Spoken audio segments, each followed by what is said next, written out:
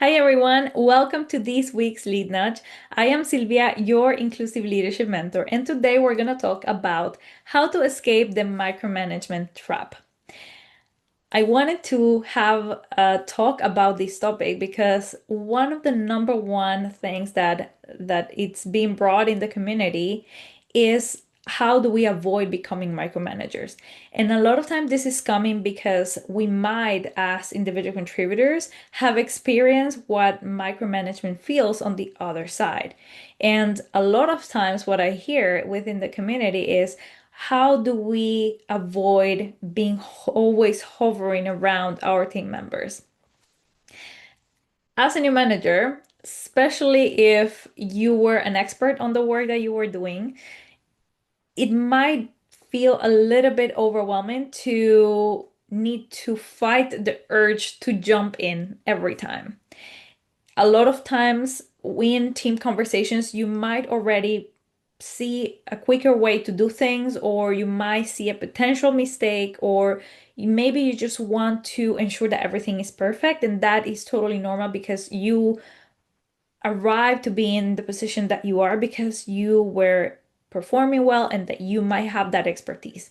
So a lot of times we tell ourselves that we are being helpful or that we're being supportive or that we're just ensuring that the quality of the work is in the right way that we want to make sure that it's delivered. But the team might not perceive it like that, and the team might actually feel that you do not trust them. And here is a little bit why. Micromanagement, a lot of times, is not about the lack of trust. You might trust your team and you might know that they're gonna do things the right way. But a lot of times, micromanagement has more to do with an attachment on being the expert, aka being in control. So let's acknowledge and let's just start with the foundation on why this is not something that we need to focus anymore. And that is coming from the role change that we just had. Our role as a leader is no longer to be the one doing the work perfectly. Our role as a leader is to empower others to do their work well.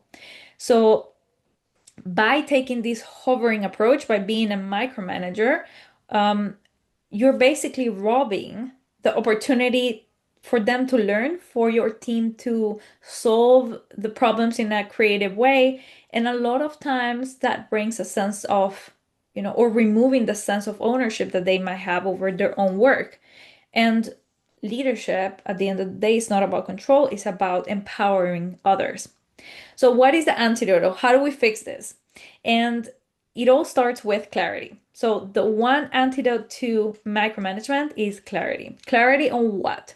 Well, clarity on setting up clear expectations and defining what success look like.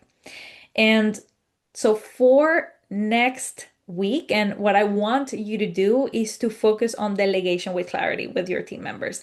And how does this might look like is by bringing the next three things into the conversation. What is the objective? What is the ultimate goal that we're trying to achieve? The second one is what's the success? How are we going to know if we won? How are we going to measure success? And the third one is really important is what are some of the guardrails or key constraints that we need to be mindful about? Are there any budgets that we need to be mindful? Are there any stakeholders that we need to keep the relationship nice? And are there any deadlines that we need to be aware? And then after having that conversation, it's time to take a step back and let the team own the how. This actually shows them that you trust their expertise and empowers them to find creative ways to find the solution. Last but not least, I'm going to bring another layer super quickly about what happens when you notice that things are not going well. And here is a very nice opportunity for you to practice your coaching skills. So rather than jumping directly into, I believe you should do this as a solution, there is an opportunity to use coaching questions to enable the team to find the answers themselves. And that, of course, will require practice, but that's a great opportunity for you to practice those skills. Remember to lead as you are with courage, inclusion, and heart goal.